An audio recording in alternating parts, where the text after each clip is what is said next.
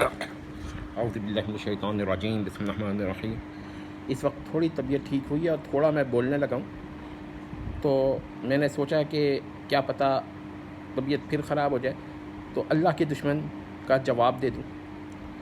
محترمی و مکرمی، جہلمی صاحب نے بعض لوگوں کے بارے میں کہا ہے کہ بھائی، بعض لوگوں کے ذکر کیا ہے کہ بھائی وہ کیا کہتے ہیں کہ مرید ان کا بغیر توبہ کے مر گیا، ان کا ذکر، اور پھر غوث نے اس کو زندہ کر دیا۔ پوری کلپ ہے جہلمی صاحب کی، اب یہ آفیشیل سائٹ پر نہیں ہے تو ان آفیشیل سائٹ پر ہے، بہرحال ہے۔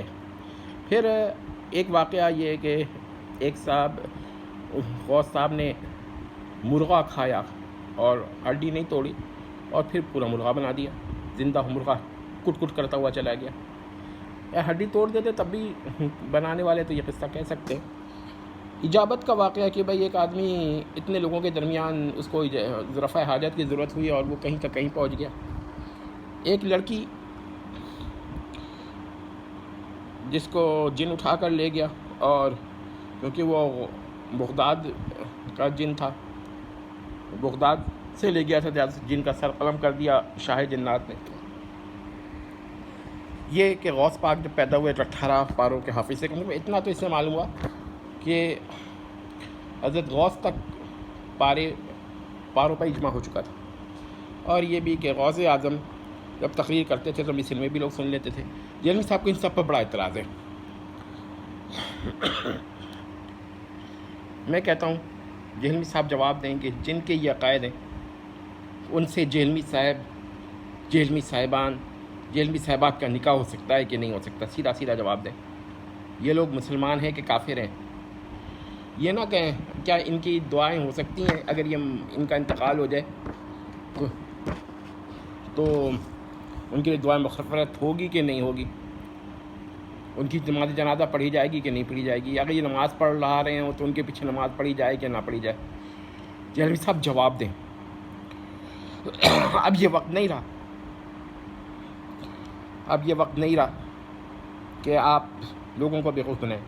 دو ٹوک جواب دیں کہ یہ لوگ آپ کے نزدیک مسلمان ہیں یا مشرک ہیں؟ یہ ہم تو نہیں مانیں گے کہ مشرک بھی ہیں اور مسلم بھی ہیں، دونوں ساتھ ہیں، یا مومن مشرک ہیں۔ اگر ہیں تو یہ گل کے کہہ دیں، بول تکلیف ہو جاتی، کوئی بات نہیں ہے، انشاءاللہ ہم رد کرتے رہیں گے۔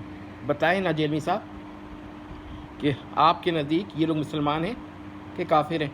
اگر یہ مسلمان ہیں تو پھر اتنی شدید ان کا مذاق اڑانے کی کیا ضرورت ہے؟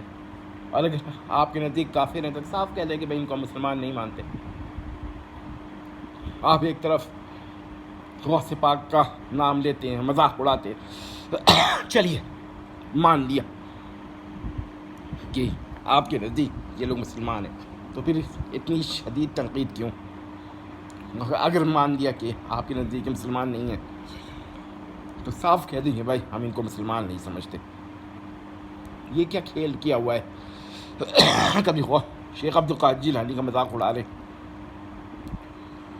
کبھی خواجہ معین الدین چشتی کا مذاق اڑا رہے، کبھی علی حجویری صاحب کا مذاق اڑا رہے۔ جہلمی صاحب ٹھیک ہے، جواب ہمیں چاہیے کیا آپ کے نزدیک مسلمان ہیں کہ نہیں ہیں؟ سیدھا سیدھا جواب دیں۔ اگر یہ عقائد آپ کے نزدیک شرک ہیں